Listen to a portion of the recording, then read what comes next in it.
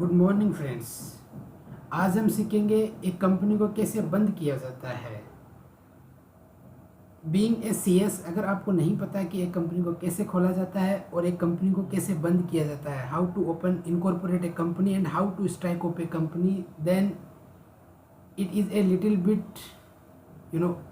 Concern for you. ये चिंता का विषय है आपके लिए।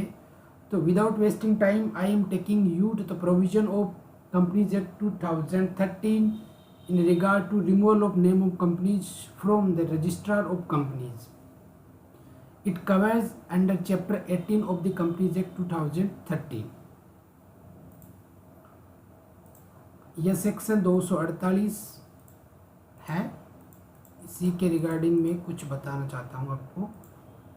तो what is the power of registrar? Registrar means ROC, registrar of companies. उसके क्या पावर है अंडर सेक्शन 241? ये मैं आपको सबसे पहले पावर काउंट करवा देता हूँ। Where the registrar has reasonable causes to believe that, क्या बिलीव करेगा रजिस्ट्रार? वो ये बिलीव करेगा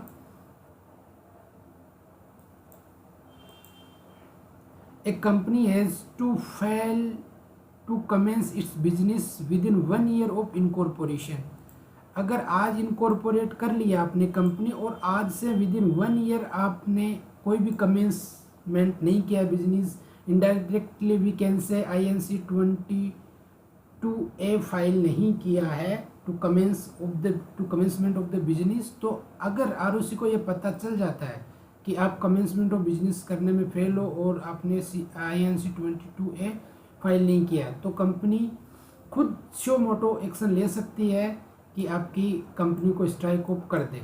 सेकेंड, इसमें ओमिट कर दिया, सीधा क्लोज C पे चलता हूँ। क्या क्या प्रोविज़न है पहले मैं ये बता रहा हूँ क्या क्या प्रोविज़न है in regard to strike off a company, जो कि शो मोटो ROC एक्शन ले सकती है आपकी कंपनी के अगेंस्ट अगर उसे ऐसा लगता है तो।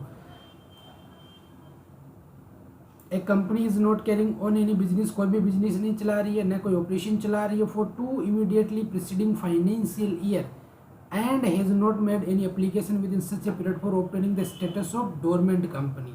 अगर आप 2 साल से बिजनेस नहीं कर रहे हो तो company is required to make application to get the status of dormant company. Status of dormant company लेना होता है अगर आप काम नहीं कर रहे हो। अगर वो भी नहीं लिया और आप काम भी नहीं कर रहे हो तो फिर कंपनी खोल के क्यों बैठे हो भाई साहब? इसी के रिगार्डिंग कंपनी एक्शन ले ROC एक्शन ले सकता है और आपकी कंपनी को स्ट्राइक ऑफ कर सकता है। नेक्स्ट इज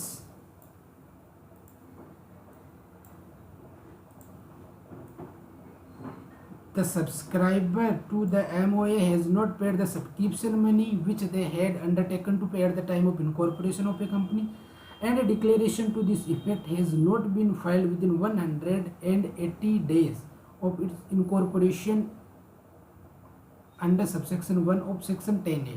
यह एक नया इंसर्ट किया गया है सेक्शन 10A। उसमें बताया गया है कि company is required mandatorily required to file INC 20 sorry, अगर मैंने 22A बोल दिया तो उसके लिए sorry, it is 20A। The subscriber of the memorandum have not paid subscription money, और ये उसमें बताना रहता है कि ये सब्सक्रिप्शन मनी चुका दी है फॉर्म 20A में, और यह भी बताना रहता है कि उन्होंने सब्सक्रिप्शन मनी चुका दी है एंड कंपनी अपना रजिस्टर्ड ऑफिस उसी जगह मेंटेन कर रही है जो कॉरस्पॉन्डेंस एड्रेस SPICE+32 में दिया गया था। अगर ऐसा नहीं करते हो आप तो ROC एक्शन ले सकता है आपकी कंपनी के against suo moto to strike off. Next, the company is not carrying on any business or operation as revealed after the physical verification carried out under subsection 9 of section 12। मैंने पहले बता दिया है कि INC 20A में आपको 2 चीज़ बतानी रहती है कि the subscriber has paid the money and the company is maintaining the physical registered office which for which the address has been provided, the correspondence has been provided in SPICE at the time of incorporation। तो फिर देखना ही ये कौन किसके लिए use किया गया? It is used for ROC is a person, not a body corporate, not a artificial person. He is a individual having flesh and blood like us. तो वो सेल सेंड ए नोटिस, वो एक नोटिस इश्यू करेगा किसको, to company को issue करेगा, and all the director of the company of his intention to remove the name of company की मैं आपकी कंपनी का इन ग्राउंड पे which is mention in section 248 subsection 1 in ground पे एक्शन ले रहा हूँ। कौन, ROC, वो कंपनी को बताएगा और फिर डायरेक्टर उसका काउंटर करेंगे 30 डेज में कि भाई ये मत करो, हमारा ये रीजन है। अगर वो बताने में सक्षम हो जाता है, ROC को लगता है कि ठीक है ये ग्राउंड है, तो छोड़ देगी, अदरवाइज स्ट्राइक ऑफ कर देगी। Without prejudice to provision of subsection 1 of section 248 में 248 सबसेक्शन 1 में जो कुछ भी लिखा है वो भाड़ में जाए। एक कंपनी खुद भी मरने को एप्लीकेशन लगा सकती है। Simply speaking that A company में आफ्टर एक्सटिंग्विश ऑफ ऑल इस लाइबिलिटीज एसेट्स को बेचेगी, लाइबिलिटीज को पे ऑफ करेगी और उसके बाद स्पेशल रेजुलेशन पास करेगी, और स्पेशल रेजुलेशन SR भी पास करवा सकती है, और 75% मेंबर्स की पेड अप कैपिटल के रिगार्ड कंसेंट भी ले सकती है और खुद भी एप्लीकेशन लगा सकती है। उसके लिए STK2 फॉर्म भरना पड़ेगा, और STK2 फॉर्म ये होता है, I will discuss it later, I will cover whole the content. Friends, this video may be a bit long, but I will cover whole the concept, the formalities which is required to be completed at the time of making application to strike of the company. I will provide whole the content. You will not need to find any another video, not found another video to see the provision. Next मैं बता रहा हूँ आपको,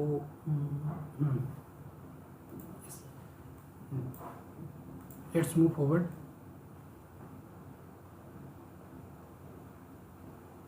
कुछ नहीं,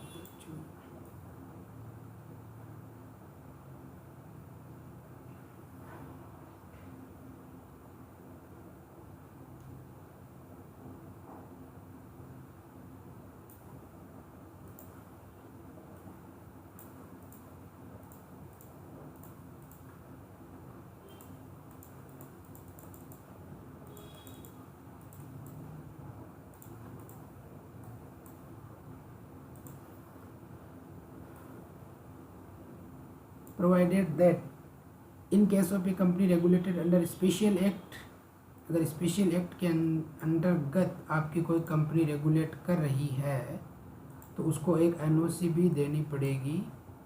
STK2 के साथ में NOC भी प्रोवाइड करनी पड़ेगी। किन किन कंपनियों के रिगार्ड बोल रहा है वो मैं आपको आगे बताऊंगा। Nothing in subsection 2 shall apply to a company, यह सबसेक्शन 2 सेक्शन 8 कंपनी पे अप्लाई नहीं होती है। A notice under sub regulation 1 और sub regulation 2 shall be publish in the prescribed manner and also in the official gazette for the, ये ROC के लिए prescribed manner में ऑफिशियल गजेट में वो पब्लिश करेगी कि हम इस कंपनी को स्ट्राइक ऑफ कर रहे हैं, और उसमें मेंशन रहेगा period.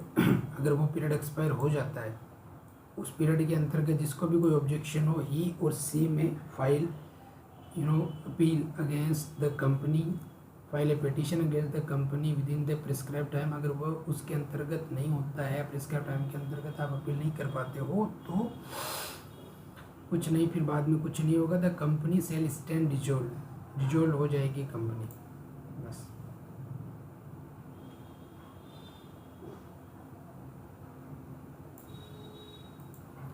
The registrar before passing order under subsection 5 में ROC ऑर्डर इशू करता है, ऑफिशियल गजट में पब्लिश करता है। उसके रिगार्डिंग ये प्रोविजन सेल सेटिस्फाई हिमसेल्फ, अपने आप को संतुष्ट करेगा that the sufficient provision has been made for realisation of all the amount of the company and the payment of all discharge of its liabilities. Simply speaking that company ने अपनी assets को बेच दिया है, उस एसेट से जो proceed मिली है, जो अमाउंट रियलाइज हुई है, वो लाइबिलिटीज़ को पे ऑफ करने में काम में ले ली गई है, और अगर इन केस कोई अगर कोई अनदर क्वेरी पूछनी हो आरओसी को तो ही में अप्रोच द एमडी, डायरेक्टर और any other person in charge of the management of the company, उनसे भी कुछ पूछ सकती है। तो the person are required to provide the sufficient information to ROC. The liability if any of the manager, liability के regarding यह है ये point. The liability if any of even the director, manager or other person who are exercising any power of the management of every member company dissolved under subsection 5, जो dissolve हो गई है company, उनके MD, director और any other person in charge shall continue, उनकी liability continue नहीं रहेगी as may be enforced as if the company has not been dissolved, जैसे कि कंपनी डिजोल्व नहीं हो चुकी है। मैं फ्रेंड आपको बता दूं कि एक जैसे कंपनी इनकॉर्पोरेट हुई और वो STK2 फाइल करके डिजोल्व हो गई, ठीक है। अगर उसने कोई डिफ़ॉल्ट किया था, कोई क्रेडिटर थे, इन केस आरओसी के पकड़ में नहीं आया और बाद में वो क्रेडिटर एप्लीकेशन लगा देता है कि मेरा ये मतलब जो अमाउंट ड्यू था कंपनी के रिगार्डिंग वो मुझे अब दिलाओ, तो दिलाएंगे बिल्कुल।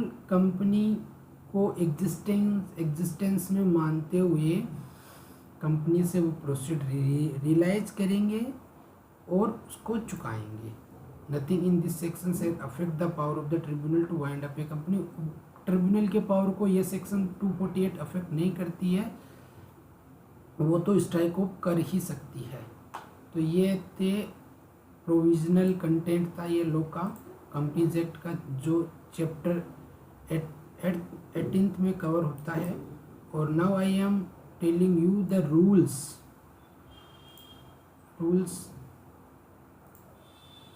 I am telling you the rules. Here rules. Just a minute, friends. Restriction number of rule. Company and corporation. Here.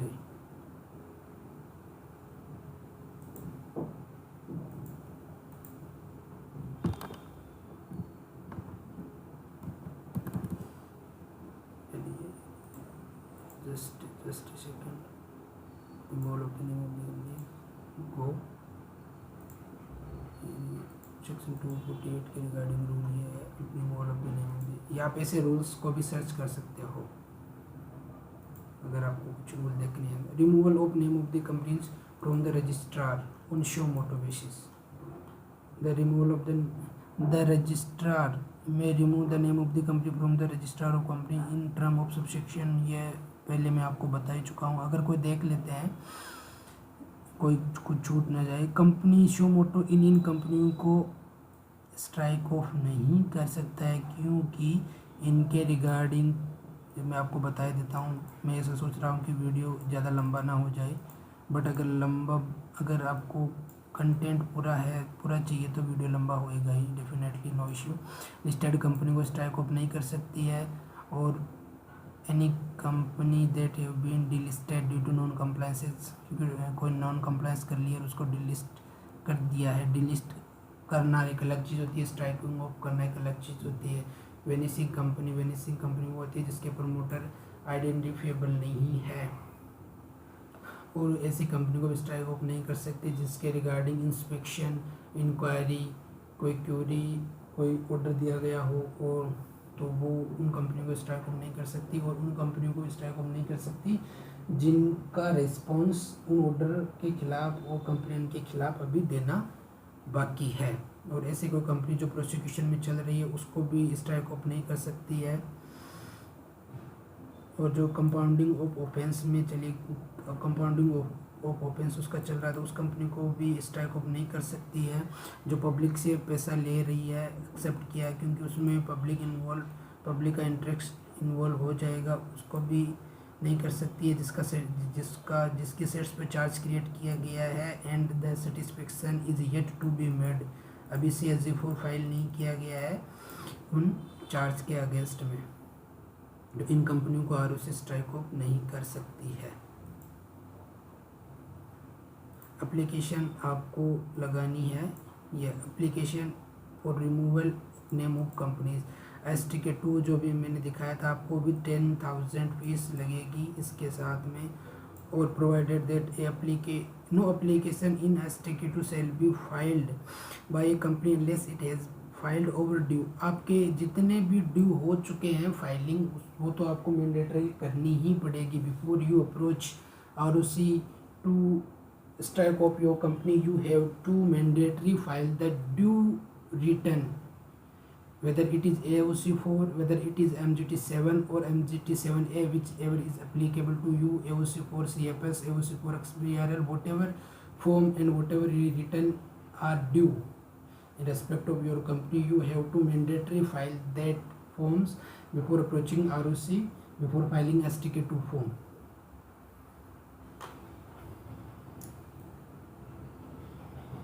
Every application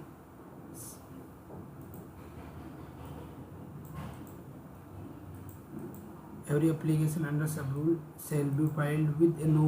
मैंने अभी बताया था कि NOC लेनी पड़ेगी। वो किन किन कंपनियों को NOC लेके फिर स्कैन करके अटैच करनी पड़ेगी STK2 में। कंपनीज विच हैव कंडक्ट और कंडक्टिंग NBFC अगर कोई है तो NBFC के रिगार्डिंग उसको RBI से NOC लेना पड़ेगा। अगर कोई हाउसिंग फाइनेंस कंपनी है तो उसको लेना पड़ेगा हाउसिंग फाइनेंस बैंक एक्ट के अकॉर्डिंग। इंश्योरेंस कंपनी है तो IRDA से लेना पड़ेगा। और कोई कैपिटल मार्केट इंटरमीडिएटरी कोई कंपनी है तो सभी से लेना पड़ेगा। और companies engage in collective investment business उसको तो सभी से लेना पड़ेगा। एसेट्स मैनेजमेंट कंपनी को AMC है तो उसको भी NOC लेना पड़ेगा। Any other company which is regulated under कोई दूसरी कंपनी जो रेगुलेट हो रही है अदर एक्ट में तो उसको भी लेना पड़ेगा। STK2 बॉन्ड के साथ में STK3 जाएगा। इंडेमनिटी बॉन्ड होता है वो एवरी डायरेक्टर के द्वारा साइन होता है। और STK8 भी जाता है जिसमें नील असेट्स एंड लाइबिलिटीज़ का सर्टिफिकेट लगता है कि हमारे कोई भी असेट्स नहीं है, हमने पेड ऑफ कर दी है, कोई भी हमें बेच दी एसेट्स और कोई भी लाइबिलिटी नहीं है वो हमने पेड ऑफ कर दी है एसेट्स के रियलाइजेशन मनी से। वो STK8 में जाएगा। STK3 में जाएगा इंडेमनिटी और STK4 में जाएगा एफिडेविट। वो भी एवरी डायरेक्टर से साइन होएगा और नोटेरी करवानी पड़ेगी उसके भी रिगार्डिंग। ये लिखा है ना ड्यूली नोटेराइज्ड। जस्ट मिनट में दिखा दूँ कहाँ लिखा है। नोटेरी भी उसका इंडेमनिटी बॉन्ड विद नोटेराइज्ड ड्यूली नोटेराइज्ड मतलब अच्छे तरीके से एडवोकेट और उनसे नोटेरी करके आपको करना पड़ेगा, अटैच करना पड़ेगा। एक कॉपी ऑफ द SR, अगर SR पास किया तो SR की कॉपी। और अगर 75% मेंबर से कंसेंट लिए रेस्पेक्ट ऑफ POS से तो वो आपको लगाना पड़ेगा। I mean to say कि there are the two ways to strike off a company, whether you pass SR or whether you obtain 75% members consent. ये दो तरीके होते हैं। If you pass SR then you are required to mandatorily file MGT14। मैं अब STK2 आपको बता देता हूँ ब्रीफली, थोड़ा आइडिया दे देता हूँ STK2 का।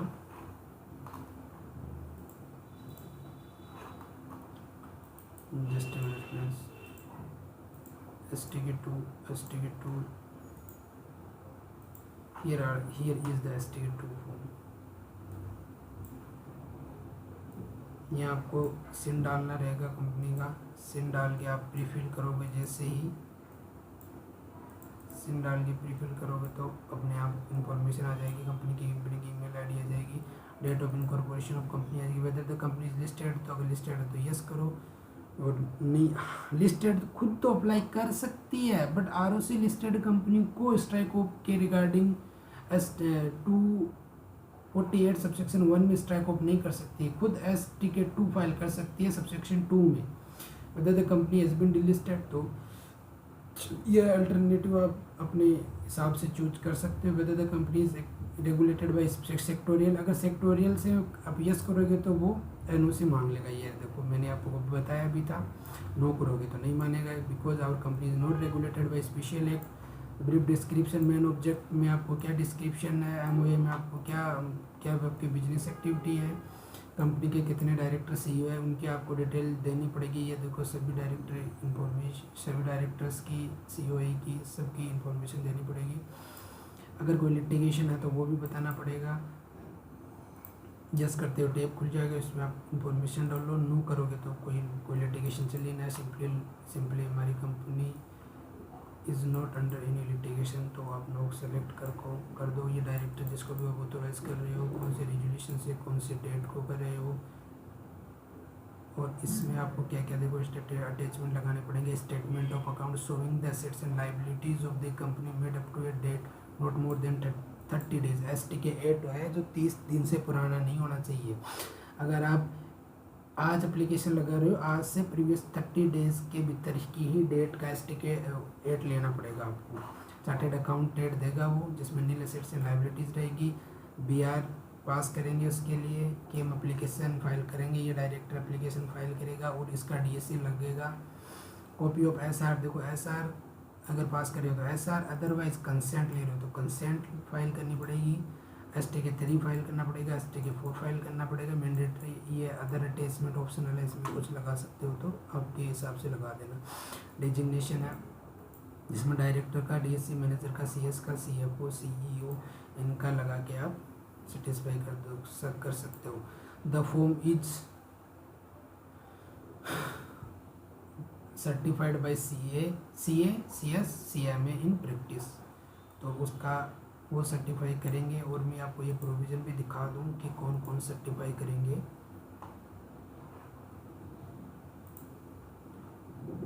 फॉर्म टू बी सर्टिफाइड, ये STK 2 shall be certified by CA in practice, CS in practice और कॉस्ट अकाउंटेंट इन प्रैक्टिस। और मैनर ऑफ पब्लिकेशन ये तो उनका रहता है जो STK 2 फाइल करने में कुछ फॉर्म ROC अपने पार्ट पे इश्यू करती है। ऐसा नहीं है कि STK 2 फाइल कर दिया और पेमेंट कर दिया, उसके हाथों हाथ तुरंत एडवांस कंपनी बंद हो जाएगी, नहीं हुआ है। उनकी खुद की प्रोसेस रहती है। STK 5 और 6 एज द केस में भी वो ROC इशू करती है ऑफिशियल गजट में, उनको टाइम देती है क्रेडिटर्स को और बताती है जनता को पब्लिक इंटरेस्ट में के रिगार्डिंग की हम इस कंपनी को स्ट्राइक ऑफ कर रहे हैं। If you are having any objection you may approach us with in 30 days, और अगर विद इन 30 डेज में कोई नहीं आता है तो ROC अपना जो भी है प्रोसेस चालू कर देती है स्ट्राइकिंग ऑफ की। see you something more manner of application। STK 2 जाएगा, ये ड्यूली साइंड बाय डायरेक्टर के द्वारा। अब जैसे जिस डायरेक्टर को आपने ऑथोराइज किया गया है उस डायरेक्टर के पास वैलिड DSC नहीं है तो फॉर्म आप मैन्युअली उसको फाइल करो और उसका प्रिंट निकालो, और जहाँ पे जिस डायरेक्टर को ऑथराइज कर रहे हो वहाँ उसका DSC नहीं है तो उसको सिग्नेचर कर दो, वापस स्कैन करके अटैच कर दो और STK 2 फाइल कर दो। STK 2 अलग मतलब डायरेक्टर साइन करेगा अगर उसको ऑथोराइज कर रहे हो तो, और फिर एक STK 2 को CS एज द केस में भी वो सर्टिफाई करेंगे और अपलोड हो जाएगा। ये था हमारा STK 2 के regarding how to strike off a company. Friends, if you are having any doubt you may send me a message in comment box. As soon as I will be available for you I will reply at the earliest. Thank you for the watching, or I'm not begging you to subscribe my YouTube channel. If you found it interesting, if you find any interesting content, any useful content, then it is up to you whether you subscribe it or not. अगर आपको अच्छा लगा तो आप definitely subscribe करोगे यार। So friends, thank you very much. Stay safe, stay healthy. Thank you.